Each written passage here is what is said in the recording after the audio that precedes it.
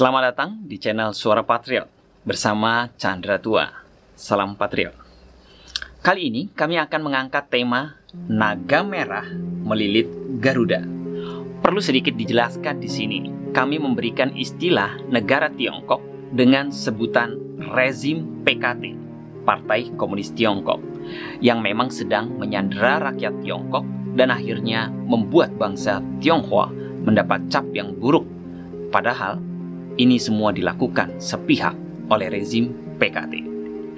Baik, pada akhir 2009, Metro TV pernah menayangkan program Secret Operation yang bertajuk Naga China Melilit Garuda. Dalam tayangan itu, Metro TV mengingatkan bahaya jebakan utang dari rezim PKT kepada negara-negara berkembang, khususnya Indonesia. Anehnya, program tayangan itu ditutup sendiri oleh pemilik saham Media Group. Informasi yang beredar di sejumlah milis pada 15 Januari 2010, hal itu disebabkan tekanan dari kedubes Tiongkok. Saat ini, naga Tiongkok, saya lebih suka menyebutnya naga merah, masih melilit Garuda, bahkan dalam skala utang yang lebih besar.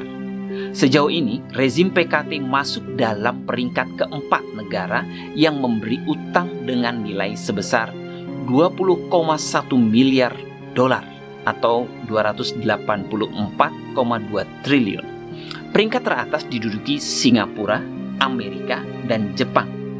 Singapura, Jepang, dan rezim PKT selain menjadi negara kreditur ternyata juga berperan sebagai negara investor terbesar bagi RI. Oleh karena itu tak heran apabila negara-negara tersebut disebut sebagai negara pemasok dana untuk RI. Sebagai Asia's Financial Hub, Hong Kong juga tercatat berkontribusi dalam memberi utangan kepada RI dengan nilai sebesar 13,1 miliar atau 185,2 triliun. Melihat data tersebut, sepertinya peran rezim PKT belum terlalu dominan di perekonomian nasional. Namun, rezim PKT punya potensi untuk menjadi pemain besar di Indonesia. Utang dalam yuan naik pesat dalam 5 tahun terakhir, menandakan rezim PKT berupaya untuk memainkan peran yang lebih penting di tanah air. Kalau dihitung bersama utang BUMN nasional pada rezim PKT, jumlahnya jadi sangat signifikan. Kementerian BUMN mencatat hingga September 2020, utang perseroan negara mencapai 1.682 triliun. Peningkatan utang BUMN terjadi dalam waktu 5 tahun terakhir. Sejak 2017, utang BUMN mencapai 942,9 triliun. 2018 meningkat menjadi 1.251,7 triliun. Dan di tahun 2019 meningkat menjadi 1.393 triliun. Utang BUMN tersebut didominasi oleh pinjaman pembiayaan untuk pembangunan infrastruktur, dan rezim PKT merupakan pemberi utang paling besar bagi BUMN kita. Itu termasuk utang 3 bank BUMN kepada China Development Bank (CDB) pada 2015 sebesar 50 triliun lebih, dan utang Garuda Indonesia senilai 58,5 triliun kepada rezim PKT.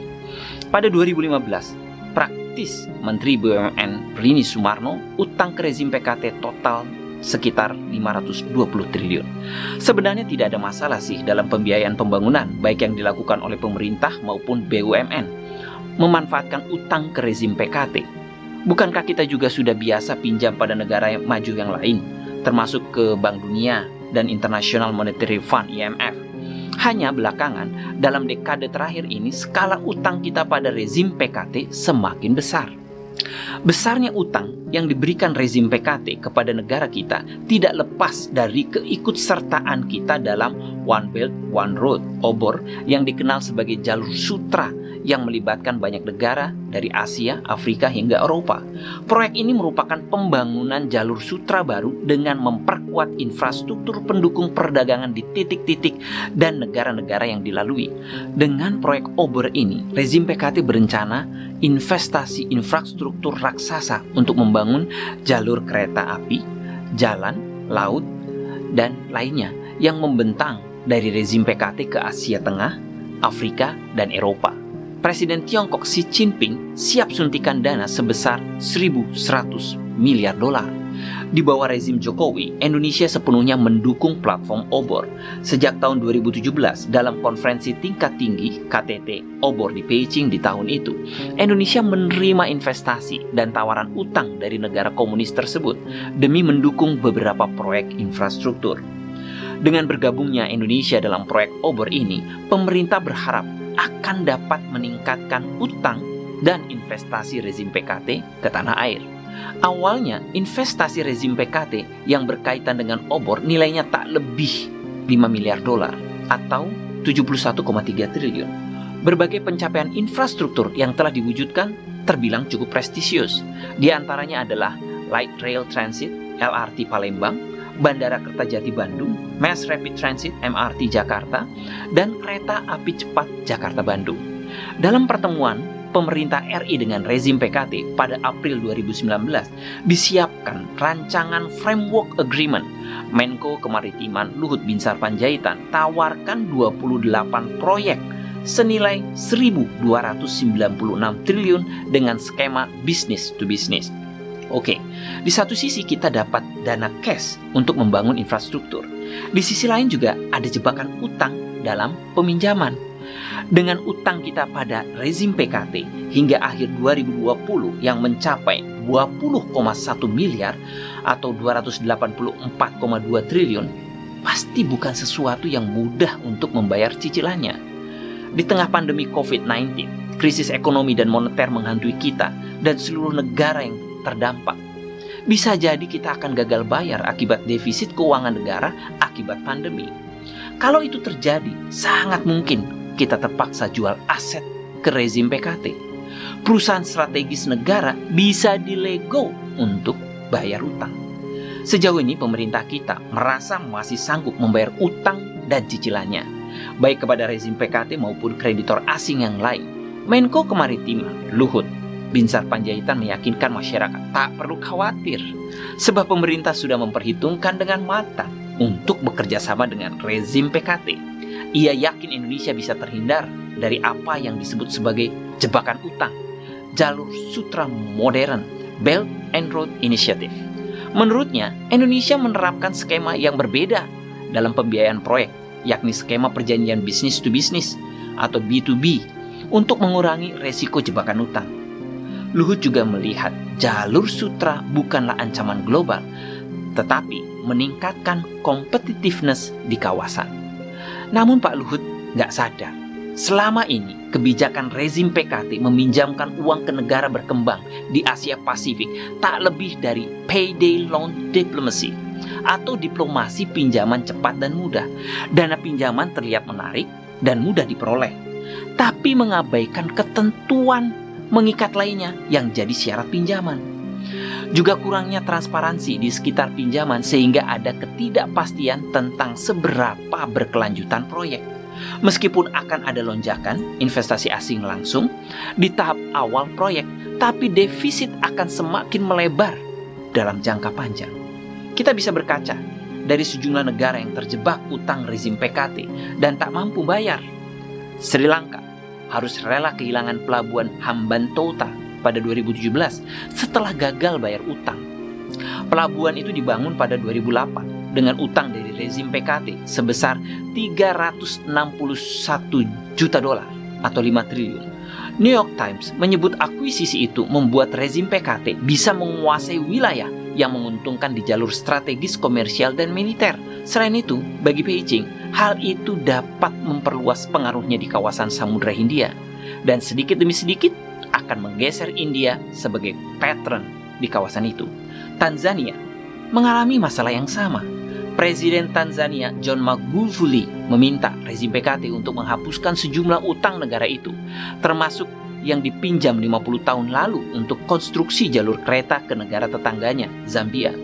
Begitu juga dengan kerajaan Tonga yang kewalahan melunasi utang mereka kepada Bank Ekspor Impor Tiongkok, Exim. Akibatnya, negara kecil di kawasan Pasifik itu terpaksa mengemis agar Beijing bersedia melakukan restrukturisasi utang. Tonga merupakan salah satu negara di Pasifik Selatan yang paling banyak berutang ke Tiongkok. Kenya juga terancam tidak mampu membayar utang senilai 350 juta dolar atau 4,9 triliun ke rezim PKT yang digunakan untuk membiayai jalur kereta baru yang menghubungkan kota pelabuhan Mombasa. Maladewa, negara kepulauan kecil di Samudra Hindia ini juga merupakan negara yang jatuh dalam kolam hutang rezim PKT selanjutnya. Maladewa meminjam dana sebesar 200 juta dolar atau setara 2 triliun untuk menghubungkan pulau ibu kota Malé ke pulau Hulu Malé, di mana bandara dan lahan luas masih banyak tersedia. Terakhir, Pakistan juga mulai keberatan atas cicilan utangnya pada rezim PKT yang berat. Pada tahun 2013 disepakati proyek China-Pakistan Economic Corridor (CPEC). Mega proyek ini ditaksir bernilai total 62 miliar dolar yang dibiayai oleh China Development Bank, Asian Infrastructure Investment Bank yang diinisiasi oleh rezim PKT, Silk Road Fund, dan Industrial and Commercial Bank of China. Meski nilai total proyek CPEC adalah 62 miliar, tetapi perusahaan sekuritas di Pakistan perkirakan total utang yang harus dibayarkan mencapai 90 miliar. Setiap tahun, pembayaran utang untuk proyek CPEC diperkirakan rata-rata 3,7 miliar hingga 2030. Dalam kasus di sejumlah negara yang mengalami kesulitan dalam membayar utang pada rezim PKT, mereka tidak menyadari kemampuannya. Kreditor rezim PKT berhasil meyakinkan negara-negara berkembang bahwa biaya pinjaman akan ditanggung oleh proyek dalam jangka panjang setelah beroperasi dan akan menguntungkan. Akan tetapi tidak ada jaminan yang diberikan. Alasan pemerintah kita dengan skema B2B dalam pinjaman terhadap rezim PKT lebih aman, tidak akan terjebak dalam utang, juga belum bisa jadi jaminan. Meski gunakan skema B2B, kalau perusahaan negara yang berutang gagal bayar, pasti negara akan menanggungnya, kecuali diakuisisi kreditor. Melalui diplomasi utang, rezim PKT memberikan pengaruh bilateral dengan membangkrutkan negara-negara mitra dengan utang yang tidak berkelanjutan, dan selanjutnya menuntut konsensi yang mahal sebagai bagian dari pengurangan utang. Ia juga menggunakan pinjaman, hibah, dan bantuan finansial lain untuk memperluas jangkauan diplomasi dan pengaruh politiknya di dunia. Ahli strategi India, Brahma Chalani menyebutkan, ini jelas bagian dari visi geostrategis Tiongkok di masa sekarang. Dengan pandemi COVID-19, Indonesia akan menghadapi masalah yang lebih berat. Kekhawatiran Brahma Chalani, apa yang dilakukan Tiongkok dengan obornya adalah upaya debt trap diplomasi, bisa jadi menjadi kenyataan. Pada akhirnya, Jokowi setidaknya akan menghadapi double trap dengan adanya proyek obor ini. Di satu sisi, ada debt trap diplomasi yang mungkin saja akan berdampak buruk bagi ekonomi Indonesia. Sementara di sisi lain, pandemi COVID-19 ini akan menghempaskan negara kita pada krisis ekonomi yang lebih dalam. Akibat ketidakmampuan bayar utang khususnya pada rezim PKT, sehingga ada alasan mengambil alih BUMN kita. Semoga mencerahkan. Salam Patriot. Saya Chandra Tua. Mohon undur diri.